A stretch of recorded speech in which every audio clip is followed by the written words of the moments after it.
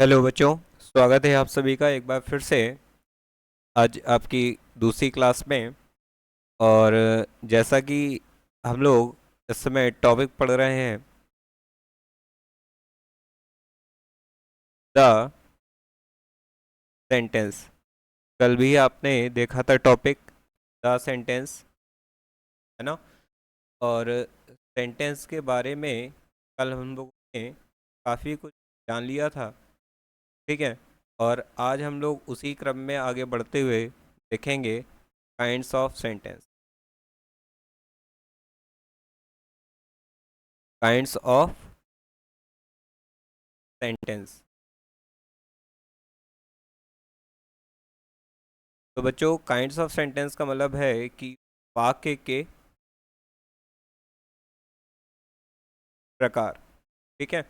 तो हम लोग सीखेंगे वाक्य के प्रकार, जिसमें कि मैं आपको पहला कल असर्टिव सेंटेंस बता चुका हूँ, है ना। असर्टिव सेंटेंस क्या होते हैं ये कल मैंने आपके साथ डिस्कस किया था।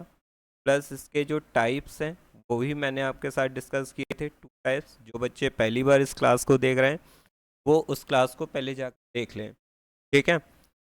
और साथ ही साथ कल मैंने आपके लिए नोट्स तो अपलोड किए थे, प्लस टेस्ट भी अपलोड किया था 20 क्वेश्चन का, जिसमें आपको सिर्फ आइडेंटिफाई करना था वेदर इट इज़ अफर्मेटिव और निगेटिव, यानी कि वो अफर्मेटिव सेंटेंस है या निगेटिव सेंटेंस, ठीक है। तो चलिए, इतना कल की क्लास का ओवरव्यू था। अब आज हम लोग बढ़ते हैं दूसरे काइंड्स ऑफ सेंटेंस की तरफ, जिसका नेम क्या है, इंटरोगेटिव। क्या है बेटा? इंटरोगेटिव सेंटेंसेस, ठीक है। इंटरोगेटिव सेंटेंसेस, जिसको बेटा प्रश्नवाचक वाक्य कहते हैं, ये मेनली अगर देखा जाए तो 2 ही टाइप के होते हैं। लेकिन जनरली क्या है, वो जो टू टाइप आप लोग को लोग बताते हैं, ठीक है। इसलिए मैं आपको 3 टाइप बताता हूँ कि टाइप के है ना। पहला देखिए बेटा, ये होता है यस नो टाइप, ठीक है। पहला कौन सा टाइप होता है? Yes no type. दूसरा होता है बेटा question word type, question word type. और थर्ड होता है बेटा इंटेरोगेटिव, ठीक है। इंटेरोगेटिव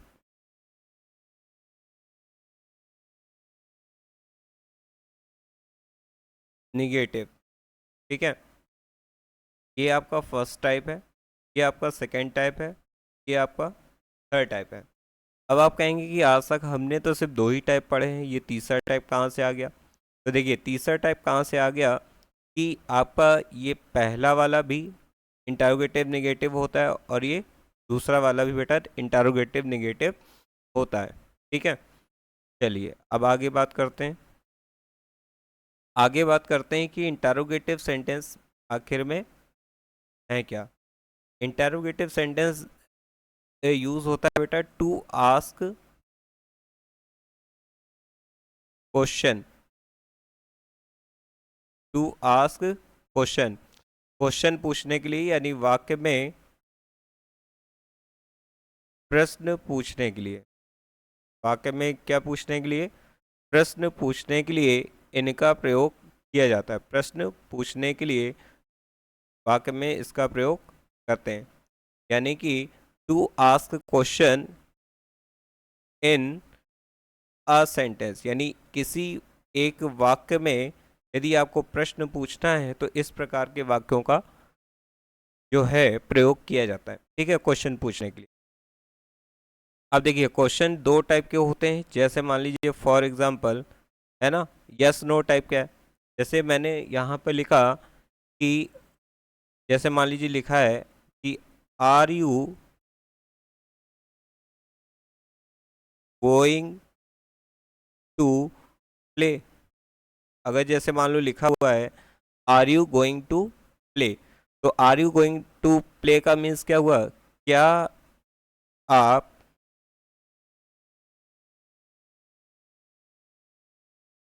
खेलने जा रहे हो। ठीक है, तो अगर मान लीजिए ऐसे सेंटेंस दिया हुआ है सामने, तो इसका क्या आंसर करेंगे? या तो इसका आप खेलने जा रहे हो तो आप हाँ कहोगे, और नहीं खेलने जा रहे हो तो क्या कहोगे? नहीं कहोगे। वही इंग्लिश में बात करें तो आप या तो यस कहोगे या तो क्या कहोगे? नो कहोगे। दो में से कोई एक ही आंसर करोगे कि पूरा डिटेल में आंसर बताओगे? तो इसमें डिटेल में आंसर नहीं होता बेटा, ऑप्शनल आंसर होता है। ठीक है, या तो हाँ या तो हाँ। तो इसमें सिर्फ ऑप्शनल होता है, एक तरीके का ऑब्जेक्टिव क्वेश्चंस के टाइप का, एक तरीके से कह सकते हो कि हाँ या ना में जवाब होता है, और यहाँ पे कुछ भी नहीं है। ठीक है, नेक्स्ट चलते हैं आगे।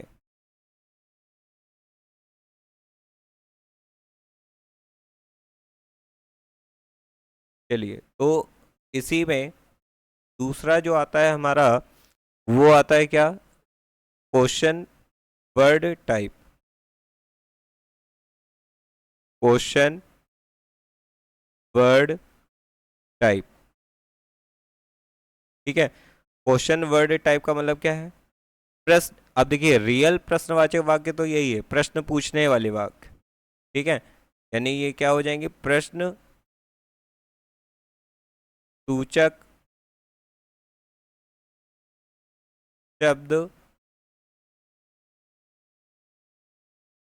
वाले वाक्य, यानी इसमें कोई ना कोई एक क्वेश्चन वर्ड दिया होगा। ठीक है, जैसे क्वेश्चन वर्ड अगर बात करें तो बहुत सारे हैं, जैसे कि मान लीजिए व्हाट, है ना, आप जानते हो। हु हो गया, है ना। वेयर हो गया, विच हो गया, है ना। ठीक है, यहाँ पे देखिए व्हाट हो गया, हाउ हो गया, है ना। तो ये क्वेश्चन वर्ड है, इसीलिए जनरली इनको क्या करते हैं कि WH वर्ड टाइप सेंटेंस ही कहते हैं।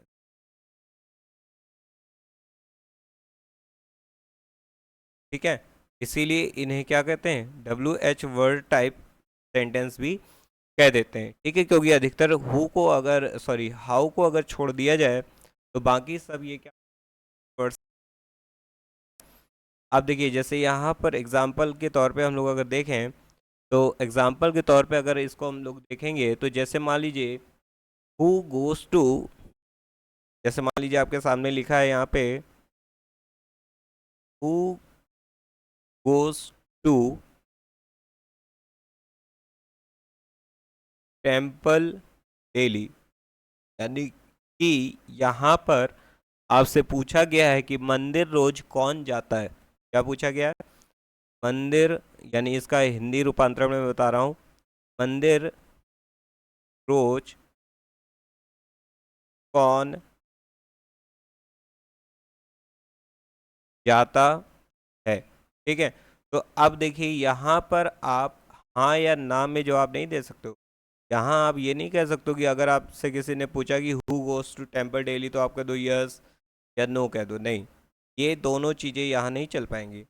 यहाँ आपको डिटेल में आंसर देना ही पड़ेगा कि मान लीजिए वो रमेश है कि मंदिर जाता है ना, कि वो सुनीता है कि मंदिर जाती है, या कोई अदर पर्सन है ना, वॉट एवर दे आर, है ना, कि आप आंसरिंग में किसी ना किसी चीज़ को बोलेंगे जरूर, है ना। आप अब हाँ या ना में आंसर इसमें नहीं दे सकते हैं, इसीलिए इनको बोलते हैं क्वेश्चन वर्ड टाइप, यानी प्रश्न किया गया है और विस्तार से इसमें डिटेल आपको जवाब भी देना पड़ेगा। तो ये इस टाइप के वाक्य हैं। और इसी में मान लीजिए अगर निगेटिव हो जाता ना, थर्ड वाला टाइप भी आपको बता दें। थर्ड जो टाइप है उसमें मान लीजिए यहाँ पे हो जाता क्या? निगेटिव, है ना। तो थर्ड टाइप जो है आपका वो क्या है? Interrogative, interrogative negative. ठीक है, इंटरोगेटिव निगेटिव सेंटेंसेस। ठीक है बेटा, इंटरोगेटिव निगेटिव सेंटेंसेस क्या होते हैं? जैसे मान लीजिए इसी में ही एग्जांपल्स के तौर पे अगर मैं यहाँ आपके सामने एक सेंटेंस लिखूं कि why did he not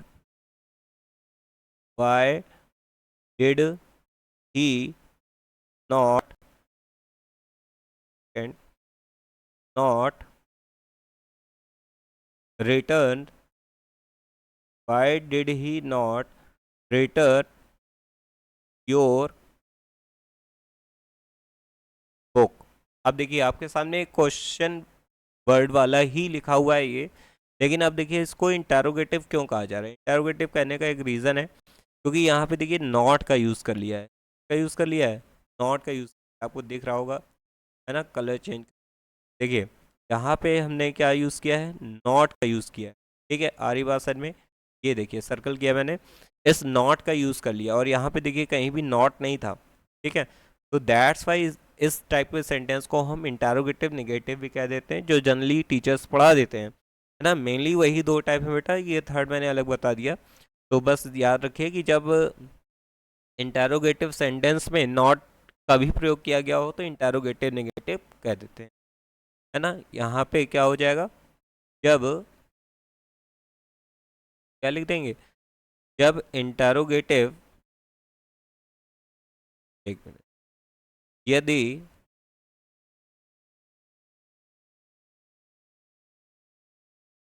interrogative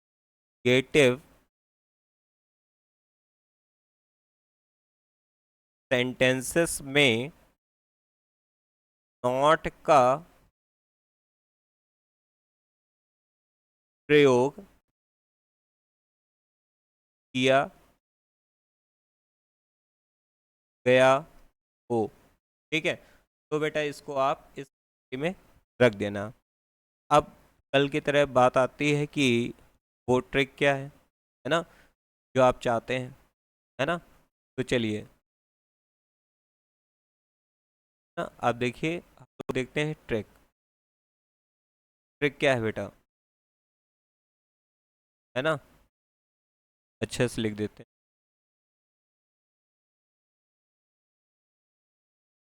ना, थोड़ा सा दिखाई दे। तो देखिए बेटा, जो ट्रिक है हमारी, ये सब तो मतलब बेसिक है, आपको आना ही चाहिए। ट्रिक ये है कि इंटरोगेटिव सेंटेंस जो होते हैं, इंटरोगेटिव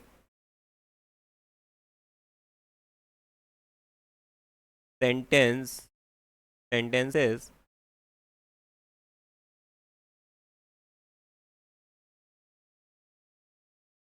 जनरली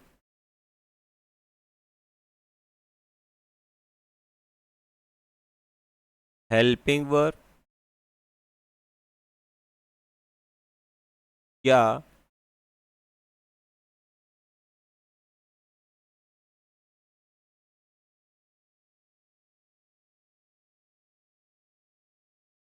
वर्ड से प्रारंभ होते हैं। ठीक है बेटा, क्वेश्चन वर्ड या हेल्पिंग वर्ब से प्रारंभ होते हैं तथा अंत में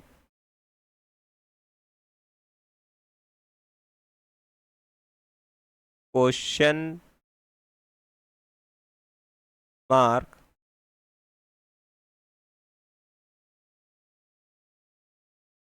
लगा होता है। क्या लगा होता है? क्वेश्चन मार्क लगा होता है। ये बेटा रही आज की। रेड कलर लेकर आपको इसको हाईलाइट कर।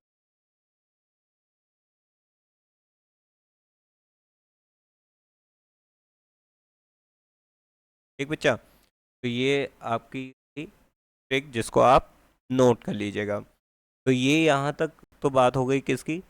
इंटेरोगेटिव सेंटेंस की। आई होप आपको समझ में आया होगा। बड़े तसल्ली से और आराम से अपनी क्लास को चला रहे हैं। चलिए आगे चलते हैं। आगे देखिए अब क्या है। अब इसी क्रम में हम लोग पढ़ते हैं अपने तीसरे टाइप में। ठीक है, तीसरा जो टाइप है हमारा वो है इम्परेटिव। क्या है? इम्परेटिव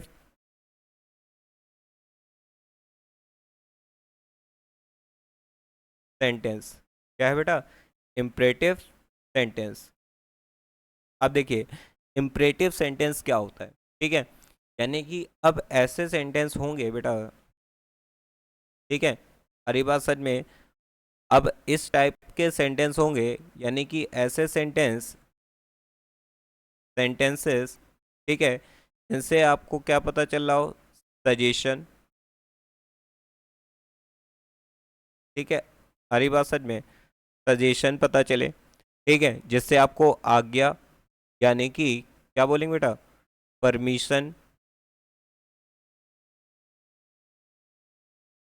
ठीक, एडवाइस, रिक्वेस्ट। ठीक है, कमांड, है ना, ऑर्डर। ठीक, एटसेट्रा। यानी कि इस टाइप का अगर आपको भाव लग रहा है, ठीक है, आपको सेंटेंस में ऐसी वाली अगर क्या आ रही है, फीलिंग आ रही है। ठीक है, तो फीलिंग अगर ये वाली आ रही तो यानी वहां पे क्या हो जाएगा बेटा? Imperative sentence. ठीक है, क्या होगा? इम्परेटिव सेंटेंस हो जाएगा। ये तो रही बात। ठीक है, जैसे मान लीजिए अगर यहाँ पर एक एग्जाम्पल के तौर पे हम लोग देखें, है ना, तो क्या लिखा है? जैसे bring your book, bring your book to me. यानी कह रहा है कि अपनी किताब, ठीक है, मेरे पास लेकर आओ। ठीक है, आरी बात समझ में। तो bring your book to me, तो यहाँ पे देखिए जनरली ये सेंटेंस जो होते हैं ना बेटा, वो किससे स्टार्ट होते हैं? Main verb. ठीक है, आरी बात समझ में। मेन वर्ब से स्टार्ट होते हैं। ठीक है, आरी बात समझ में। तो ये जैसे देखिए यहाँ मेन वर्ब पहले ही दी हुई है। ठीक, और यहाँ पर सब्जेक्ट नहीं होगा, सब्जेक्ट हिडन होता है। यहाँ पे क्या होता है? अब यहाँ पे जैसे कुछ नोट पॉइंट क्या है कि इम्परेटिव सेंटेंस में, यानी कि imperative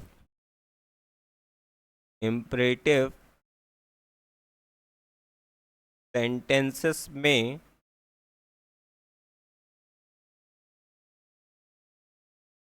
generally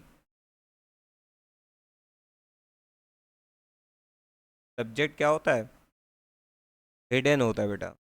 generally subject hidden होता है। क्या होता है बेटा? सब्जेक्ट हिडन होता है। ठीक है, क्या होता है? हिडन होता है। ये वाक्य मेन वर्ब या लेट और लेट अस या प्लीज और काइंडली से प्राय प्रारंभ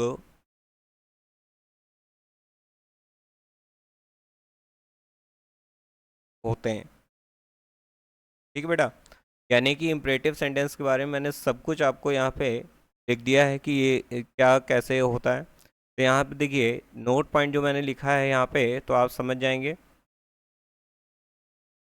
इम्परेटिव सेंटेंस असल में है क्या। तो यहाँ पे जो पॉइंट बताए मैंने ये बहुत इंपॉर्टेंट है कि या तो ये प्लीज़ से स्टार्ट होंगे, काइंडली से स्टार्ट होंगे, या मेन वर्ब से स्टार्ट होंगे, या लेट से स्टार्ट हो सकते हैं, लेटर से स्टार्ट हो सकते हैं, है ना, आरी बात सच में। और इनमें सब्जेक्ट क्या होता है बेटा? हिडन होता है। ठीक है, सब्जेक्ट क्या होता है? हिडन होता है। ठीक, आरी बात सच में, ये मैंने यहाँ पे लिखा है, सब्जेक्ट क्या होता है? हिडन, छिपा हुआ होता है। ठीक है, तो इस टाइप के होते हैं। इनमें भी देखिए फर्स्ट लेटर तो कैपिटल ही और लास्ट में फुल स्टॉप ही आना है, ठीक है। इंटरोगेटिव में केवल क्वेश्चन मार्क क्या हुआ था, लास्ट में आया था, ठीक है। आ रही बात समझ में? तो यहाँ पे मैंने इस टाइप के आपको सेंटेंस बता दिए हैं, ठीक है। अब इसमें देखिए थोड़ा सा एक चीज़ और है कि imperative sentences he do not say start होते हैं, लेकिन इनके अंत में फुल स्टॉप होता है। बहुत इंपॉर्टेंट चीज़ बता रहा हूँ बेटा। इम्परेटिव सेंटेंस भी क्या होते हैं, डू नॉट से स्टार्ट हो जाते हैं, ठीक है, आरी वास्तव में, लेकिन इनके अंत में क्या होता है, फुल स्टॉप होता है। बहुत इंपॉर्टेंट चीज़, ठीक है। अतः इस प्रकार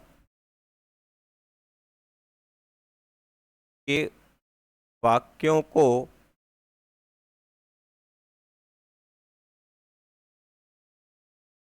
इंटरोगेटिव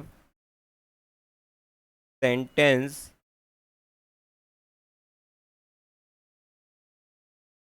नहीं कह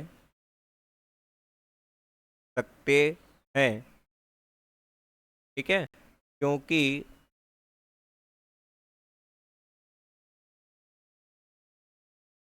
इंटरोगेटिव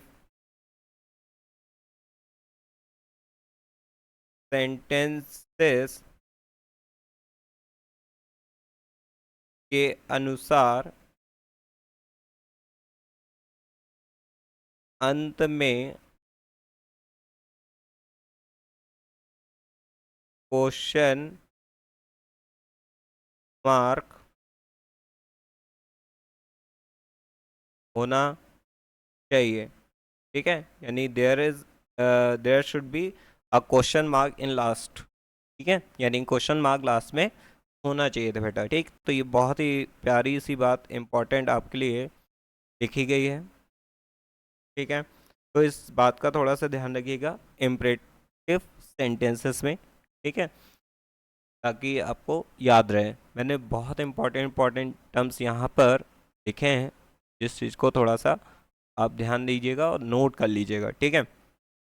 और साथ ही साथ अभी भी आपका अगर कोई साथी है, ठीक है, तो उसको एप्लीकेशन जरूर डाउनलोड करवाएं, ठीक है, क्योंकि वहाँ पर ये क्लासेस रिकॉर्डेड पड़ी रहती हैं। आप अनलिमिटेड टाइम उसको प्ले करके देख सकते हैं। प्लस उनको बताएं कि हैंड रिटन पीडीएफ नोट्स भी वहीं पे हैं, प्लस डेली टेस्ट मिलता है और मच मोर, बहुत सारी और भी उनके लिए चीज़ें वहाँ पे हैं, ठीक है। हरी बात सच में, तो ये काम जो करें और लाइक शेयर करना ना भूलें कंटेंट अगर आपको अच्छा लग रहा है, ठीक है। आई होप आपको चीज़ें सब समझ में आ रही होंगी बेहतर तरीके से, ठीक है। पूरा फुल डिटेल में मैंने बताया है और आप इसको अच्छे से समझें, ठीक है। अगला चलते हैं अपना नया जो टाइप है, वो क्या है बेटा, फोर्थ नंबर में एक्सक्लेमेटरी,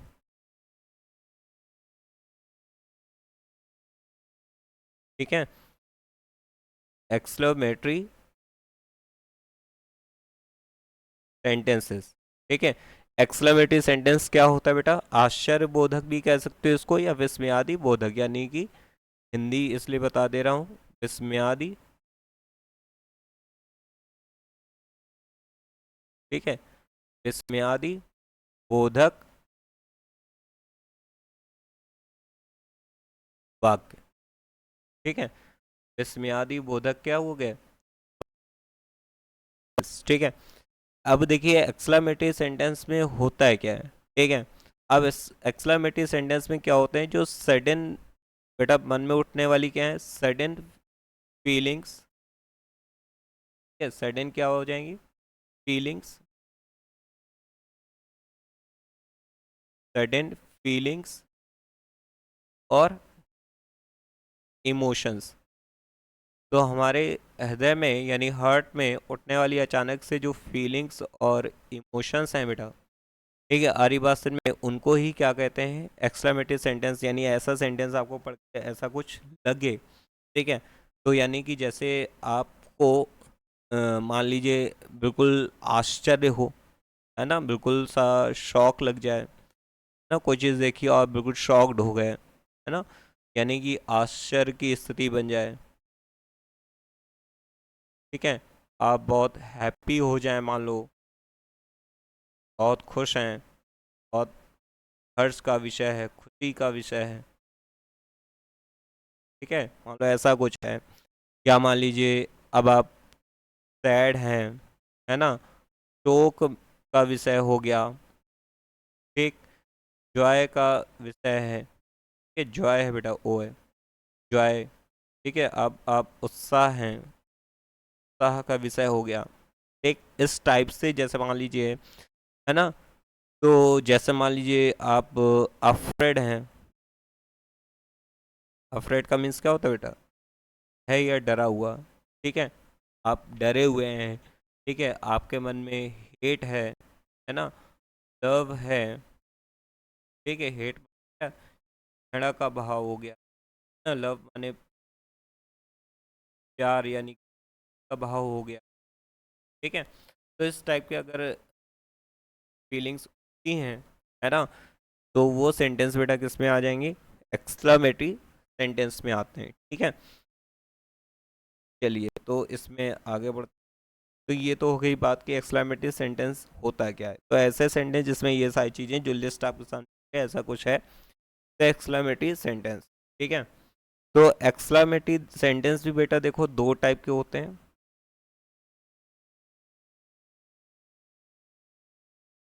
ठीक है। एक जो होंगे जिसमें आपको एक्सक्लामेशन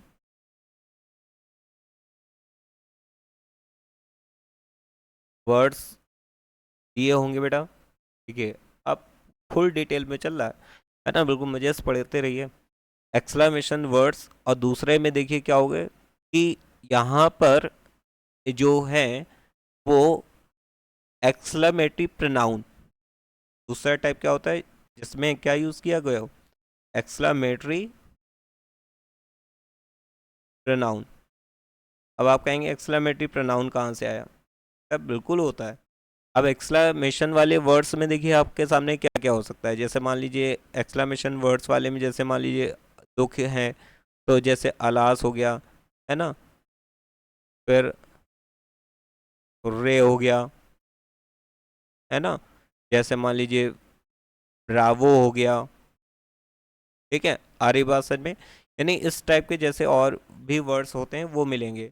लेकिन जो एक्सक्लामेटरी प्रोनाउन है ना बेटा, यहाँ पे बस दो ही होते हैं, एक होता है व्हाट और एक क्या होता है, हाउ होता है। क्या होता है, व्हाट और हाउ, ठीक है। ये इनको इंटरोगेटिव वर्ड्स मत करिए कहिएगा भूल कर भी, ये एक्सक्लेमेटरी क्या होते हैं, प्रोनाउन होते हैं, ठीक है। आर्यवासन में जब आपको प्रोनाउन पढ़ाऊंगा वहाँ पे और डिटेल से बताऊंगा, तो ये चीज़ आपको यहाँ से समझ में आ गई होगी। अब देखिए यहाँ से हम लोग एग्जाम्पल की तरफ बढ़ते हैं।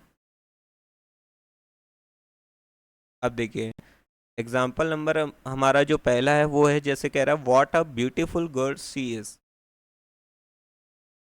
What a beautiful girl she is, देखिए बेटा, तो यहाँ से ये क्या है कि लास्ट में एक्सक्लेमेशन मार्क है, वो तो मैं यहाँ आपको बता ही देता हूँ कि इधर नहीं बताया था, इधर देख लीजिए, भी हम उसी पेज पे हैं। एक्सक्लेमेटरी सेंटेंसेस में अंत में एक्सक्लेमेशन मार्क या स्टार्टिंग में एक्सक्लामेशन मार्क हो सकता है। ठीक है, मैं कह ये बात गलत है। ठीक है, मैं कह दूँ लास्ट में ही आएगा तो ये गलत है। तो स्टार्टिंग में भी हो सकता है और पहले भी हो सकता है, घर से आप पढ़ लीजिएगा। ठीक है, अब देखिए स्टार्टिंग लास्ट में कब होता है, जब ये इंटरोगेटिव सॉरी ये जो एक्सक्लेमेटिव प्रोनाउन है ना, ये स्टार्टिंग में, तभी ये क्या होगा, लास्ट में। ठीक है, तो यहाँ पे देखिए ये रहा एक्सक्लेमेटरी प्रोनाउन। ठीक है, ये आपका क्या हुआ, एक्सक्लेमेटरी प्रोनाउन है आपका।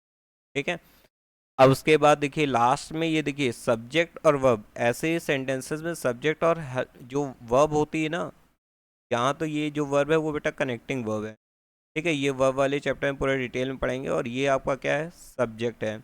तो इंटर जब भी एक्सक्लेमेटरी सेंटेंस में सब्जेक्ट और प्रेडिकेट फाइंड करने की बात है, तो आप ध्यान रखिएगा कि हमेशा शुरू में ही सब कुछ नहीं होता है। ठीक है, यहाँ पर सब्जेक्ट लास्ट में है। ठीक है, आ रही बात समझ में। अब जैसे देखिए एक और लिखा जाए यहाँ पे, जैसे मान लीजिए लिखा मैंने अलास। ठीक है, दुख का भाव है, आई एम रोइंड, आई एम रोइंड। ठीक है, आ रही बात समझ में। तो यहाँ से क्या हो जाएगा कि ये जो आई है देखिए, अब आपका सब्जेक्ट यहाँ पे आ गया है ना, अब आपका सब्जेक्ट क्या हुआ, यहाँ पे आ गया। ये आपकी हो गई क्या, कनेक्टिंग, सॉरी ये आपकी क्या है, हेल्पिंग वर्ब बेटा। ठीक है, क्योंकि आगे आपका यहाँ पे देखो, यहाँ पे मेन वर्ब दी हुई है, और ये सेंटेंस आपका पैसिव वॉइस है, नहीं तो एम के साथ में यहाँ पर वर्ब की थर्ड फॉर्म ना दी हुई हो। थोड़ा ध्यान देने वाली बात है, खैर ये बात की बात है, हम लोग समझते चलेंगे, अभी ज़्यादा लोड को नहीं है। बेटा देखो इतना सब कुछ हम लोग पढ़ते चल रहे हैं, तो अगर आपको क्लास बहुत मतलब क्लास अगर आपको बेस्ट क्लास लग रही है ना, तो आप कमेंट जरूर किया करें। ठीक है, कमेंट बॉक्स भरा पड़ा होना चाहिए, आपका कोई डाउट है ऐप पे है तो ग्रुप बना हुआ है, वहाँ पे आप पूछ सकते हैं। ठीक है, तो ऐसे ही इंटरेस्टिंग बनाएं क्लास को। ठीक है, आरी बात समझ में, और शेयर जरूर करें। हाँ, अपने दोस्तों के साथ शेयर करते रहें। चलिए बेटा, तो हम लोग अब अपने अंतिम टाइप की तरफ बढ़ रहे हैं, है ना, पूरी तसल्ली के साथ में। और अंतिम टाइप जो हमारा है वो है आपका, वो क्या है बेटा, ऑप्टेटिव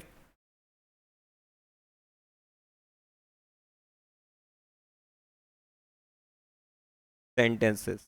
ठीक है बेटा, ऑप्टेटिव सेंटेंस क्या होता है, बिल्कुल लास्ट में हम लोग आ चुके हैं। ठीक है, अब देखिए यदि मान लीजिए सेंटेंस में अब जो फीलिंग्स हैं बेटा, ठीक है, ये तीनों सेंटेंस देखा जाए एक तरीके से तो भाव पे ही डिपेंड है, भाव प्रधान ही है। ठीक है, आ रही बात समझ में। तो अब देखिए बेटा कैसे भाव आ जाएं, जैसे मान लीजिए कि कोई ब्लेसिंग्स वाले भाव हैं, है ना, आ रही बात समझ में, ब्लेसिंग्स हैं, या मान लीजिए कर्स हैं। ठीक है, बुरा भला कहना यानी, ठीक है, या मान लीजिए कोई विश वाला भाव है। ठीक है, तो इस टाइप के अगर भाव उत्पन्न हो रहे हैं, फीलिंग्स हैं सेंटेंस को पढ़कर आपको लग रहा है, ठीक है, तो वो फिर इसमें आता है, ऑप्टेटिव में आता है। ब्लेसिंग्स का मतलब हो गया जैसे आशीर्वाद।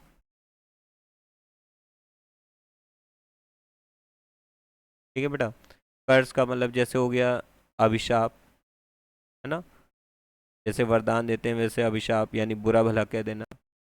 विश का मतलब कोई मान लीजिए कामना है ना, या मान लीजिए कोई इच्छा है। ठीक, तो इस टाइप का यदि कुछ है तो ऑप्टेटिव सेंटेंसेस ही आता है बेटा। अब देखिए इसमें जो आपकी ट्रिक मैं शुरू में ही बता देता हूँ, क्योंकि ज़्यादा इसमें कुछ है नहीं। अब ट्रिक क्या है कि जनरली ये वाक्य एम ए वाई में, है ना, कैसे शुरू होते हैं बेटा? मे से शुरू होते हैं। मे या गॉड से शुरू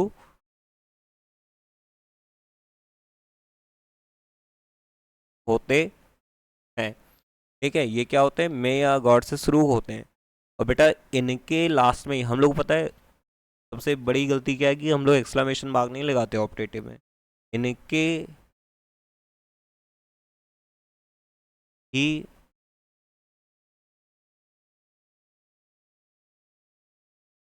इनके भी अंत में क्या लगता है बेटा? Exclamation mark. एक्सक्लामेशन मार्क लगाते हैं। क्या बेटा? अरे बस में तो ये तो हो गई हमारी, एक हो गई। ठीक, ये तो हो गई आपकी, क्या हो गई? एक हो गई। ठीक, अब देखिए आगे एक्सक्लेमेशन मार्क की कहानी इसलिए है बेटा, जैसे मान लीजिए एग्जाम्पल के तौर पे, अगर मैं आपको यहाँ से एग्जाम्पल के तौर पे, जैसे मान लीजिए अगर बोला गया कि मे यू लिव लॉन्ग। ठीक है, हरिभाषण में दो बार लिख रहा हूँ। एक ये है मे यू लिव लॉन्ग। अब देखिए एक में एक्सक्लेमेशन मार्क है, एक में फुल स्टॉप है। अब समझिए बेटा ध्यान से। ठीक है, अब देखिए पहला वाला सेंटेंस आपका जो है वो राइट है, दूसरा वाला जो है वो रॉन्ग है। ऐसा क्यों है? कि यहाँ पर कह रहा है कि ईश्वर करे आप दीर्घायु हो। ठीक है, सेंटेंस दोनों में यही कहा जा रहा है कि ईश्वर करे आप दीर्घायु हो, है ना। फुल स्टॉप का मतलब हो गया कि वो बात कही गई और कंप्लीट हो गई है। वो बात कही गई और क्या हो गई है? कंप्लीट हो गई है। ठीक है, आरी बात समझ में? तो अगर कही गई और कंप्लीट हो गई है तो इसका मतलब है कि किसी ने आपको कहा दीर्घायु और आप हो गए दीर्घायु, है ना। मतलब वही हो गया कि तथास्तु, काम खत्म। लेकिन बेटा यहाँ कह रहा है आप दीर्घायु हो, और दीर्घायु हो का मतलब ये नहीं कि दीर्घायु हो गए, हो सकते हो। ठीक है, आर्यभाषण में यानी वो चीज पूरी नहीं है। तो जब भी कोई चीज पूरी ना हो, पूर्णता का भाव ना हो, ठीक है, क्या ना हो, सेंटेंस बोला जाए और पूर्णता का बोध ना हो, पूर्णता का बोध ना हो तो ही अंत में एक्सक्लामेशन मार्क लगाते हैं। ध्यान रखिएगा बेटा, तो लिमिटेड ना रहिए आप, अनलिमिटेड रहिए बिल्कुल ना। तो एक्सक्लेमेशन मार्क का यूज़ तब भी होता है जैसे मान लीजिए आप कोई चीज़ बोल रहे हैं और वो अभी पूर्ण नहीं हुई है। ठीक है, जैसे देखा होगा न्यूज़ में बहुत सारी ऐसी खबरें आती हैं और बाद में एक्सक्लेमेशन मार्क लगा रहता है, यानी वो चीज़ अभी पूरी नहीं है। वो सिर्फ आपको क्लिक बैट टाइटल बनाने के लिए ऐसा बोल दिया, तो आप सिर्फ टाइटल पढ़ते हो, लास्ट का क्वेश्चन सॉरी एक्सक्लेमेशन मार्क भूल जाते हो। लेकिन वो एक्सक्लेमेशन मार्क बेटा इसीलिए लगाया गया है ताकि वो चीज़ पूरी नहीं, आप उसमें क्लेम नहीं कर सकते हो। तो इसका मतलब भाई जब कोई चीज़ कही जा रही हो उसमें पूर्णता का बोध ना हो तो उसके भी लिए भी हम एक्सक्लेमेशन मार्क लगा सकते हैं। ठीक है, आ रही बात समझ में? तो यहाँ पर आप ध्यान रखिएगा। ठीक है, आ रही बात समझ में कि एक्सक्लेमेशन मार्क दो तरीके से लगता है। ठीक है, तो एक बार फिर से लोग पीछे चलते हैं अपने शुरुआत पे, जहाँ से हमने शुरू किया था। देखिए लोगों ने आज इंटरोगेटिव सेंटेंस पढ़ा। ठीक है, पूरा फुल डिटेल में मैंने आपको पढ़ाया। फिर इसके बाद आपने इम्परेटिव सेंटेंस पढ़ा। ठीक है, आई होप आपको लोग को क्लियर हुआ होगा। एक्सक्लेमेटिव सेंटेंस पढ़ा। फिर उसके बाद आपने लास्ट में ऑप्टेटिव सेंटेंस। ठीक है, तो पूरी चीज़ें आपने पढ़ ली है। आपके जो काइंड्स ऑफ सेंटेंस हैं, ठीक है, हरी बात समझ में, काइंड्स ऑफ सेंटेंस आपका कंप्लीट हो गया है। हाँ, यहाँ से एक चीज़ और लास्ट में देख लें, सिंटैक्स।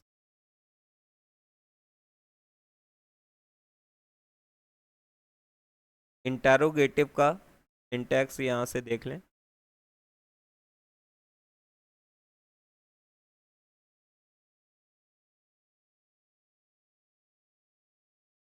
इंटरोगेटिव सेंटेंसेस का सिंटैक्स, ठीक है। तो इंटरोगेटिव का जो टू होते हैं, पहला जो होता है वो होता है कि बात आप में आपके हेल्पिंग वर्ब हो, फिर उसके बाद सब्जेक्ट हो, फिर उसके बाद यदि नॉट है तो चल जाएगा, फिर उसके बाद मेन वर्ब के बाद ऑब्जेक्ट, लास्ट में बेटा क्वेश्चन मार्क। आपको मैंने ये बताया। फिर उसके बाद देखिए, या तो क्वेश्चन वर्ड हो शुरुआत में, फिर हेल्पिंग वर्ब दी हो बेटा, फिर उसके बाद सब्जेक्ट हो, ठीक, फिर उसके बाद नॉट यदि दिया हो तो, फिर उसके बाद इन वर्ब के बाद ऑब्जेक्ट, लास्ट में क्वेश्चन मार्क। ये दो सिंटैक्स हैं किसके, इंटरोगेट। अफर्मेटिव निगेटिव का मैंने कल ही आपको दे दिया था सिंटैक्स, है ना। और जनरली अगर देखा जाए इम्परेटिव का, अगर राय दे रहा हूँ आपको, इम्परेटिव सेंटेंस पहचानने के लिए जो सिंटैक्स है बेटा,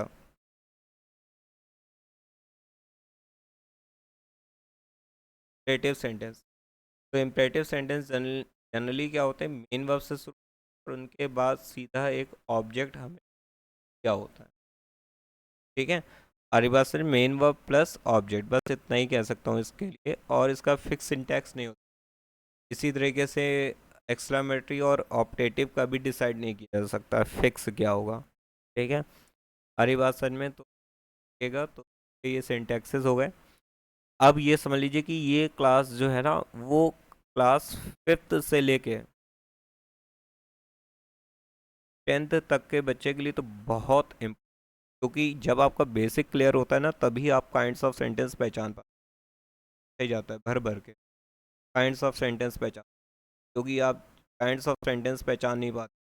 साथ साथ मैं तो कहूँगा कि 10th और 12th के लिए भी ज़रूरी है ना, क्योंकि आप काइंड्स ऑफ सेंटेंस पता है कहाँ कहाँ आता है। पहली चीज़ तो आप टेंस पढ़ के पहचान लो, ठीक है, वहाँ पे इसके सिंटैक्स काम आते हैं। फिर उसके बाद अगर देखा जाए डैन डैट में, वहाँ भी हम लोग पहचान ही नहीं पाते हैं, है ना, हमारा बेसिक ही वीक होता है, तो हम डैन डैट में टाइप ऑफ सेंटेंस नहीं पहचान पाते।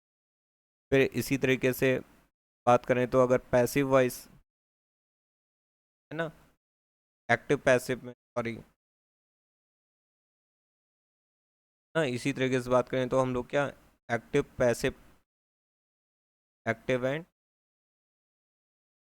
पैसिव वॉइस में भी हम लोग इसी तरीके से कमज़ोर होते हैं। और ख़ुद की बात करें तो इसी चैप्टर की, सेंटेंस चैप्टर की, हमसे अभी अगर सब्जेक्ट प्रेडिकेट फाइंड करने दे दिया जाता है तो हम रटे रटाए बैठे रहते हैं कि आगे ही सब्जेक्ट होता है, पता चला हुआ है, बस हो गया काम, ठीक है। तो इसलिए बहुत important, most most important topic है कि अच्छे से नोट्स बना लें ना। नोट्स आपको पीडीएफ फॉर्म में अवेलेबल रहते हैं, टेस्ट अवेलेबल रहता है, टेस्ट ना वो दें, है ना। और साथ ही साथ ये चीज़ें शेयर करते रहें, ठीक है, दूसरे बच्चों के साथ भी, ताकि वो भी हमारे साथ जुड़ पाएँ, ठीक है। तो कैसी लगी आज की क्लास, कमेंट ज़रूर करें कि कैसी लगी क्लास और क्या इम्प्रूवमेंट हो सकते हैं, है ना, वो भी आप बता सकते हैं, ठीक है। आ रही बात समझ में। और इसी ऐसे ही आप अच्छे से पढ़ते रहिए, मस्त रहिए, स्वस्थ रहिए। Thank you.